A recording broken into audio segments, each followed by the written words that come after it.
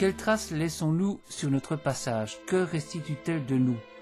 Que reste-t-il après nos multiples morts? Olivier Leloup, un des 8 artistes présents à cette exposition, répond par la matière du corps décortiquée, retravaillée, disséquée.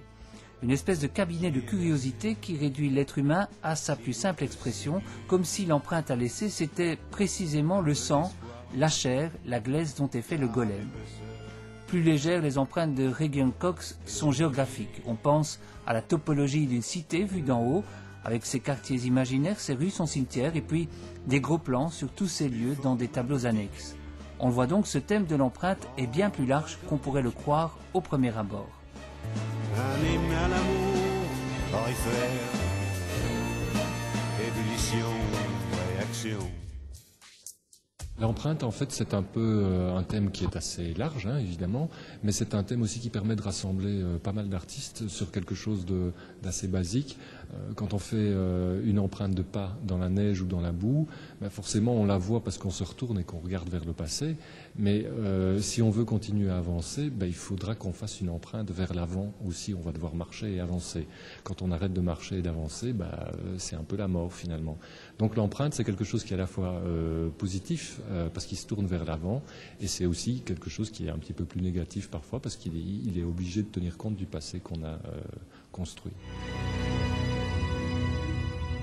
Il n'y a pas un type d'empreinte, il y a celle que chacun se dessine, s'imagine au gré de la vie et de la pensée. J'ai choisi des artistes qui s'expriment dans des disciplines tout à fait différentes, de la sculpture, du dessin, de la photographie, de la peinture. Et en fait, chaque artiste a joué le jeu de la carte blanche, je dirais, en essayant de travailler sur ce thème de l'empreinte, en essayant de montrer ce qui pour lui pouvait constituer une empreinte dans son passé ou dans son présent actuellement. Des choses qui peuvent venir de l'enfance, des jeux, des souvenirs, des chansons, mais aussi des choses qui peuvent être parfois plus dures, peut-être un passé un petit peu difficile à accepter à vivre. Le pied, la jambe, l'esquisse, la cuisse. Mais l'empreinte, c'est aussi l'écho du passé, car la vanne de Putelard propose des photos féminines, pas des mannequins, des corps marqués par l'imperfection, le petit défaut qui fait leur histoire, un coup, une éraflure, un point de beauté. Empreinte du passé aussi pour les mises en situation qui rappellent les grands maîtres. Empreinte enfin de la lumière sur les corps étendus. Et c'est une artiste qui travaille donc le modèle féminin à partir de parties de corps essentiellement.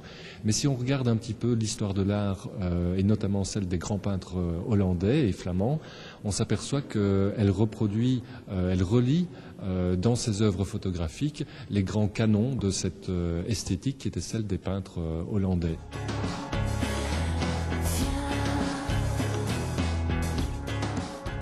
On ne sera pas complet si nous ne citons pas ces totems colorés inspirés de Gaudí ou encore ces tableaux en 3 dimensions. L'exposition est à voir jusqu'au 17 juin au Triangle Bleu à Stavelot.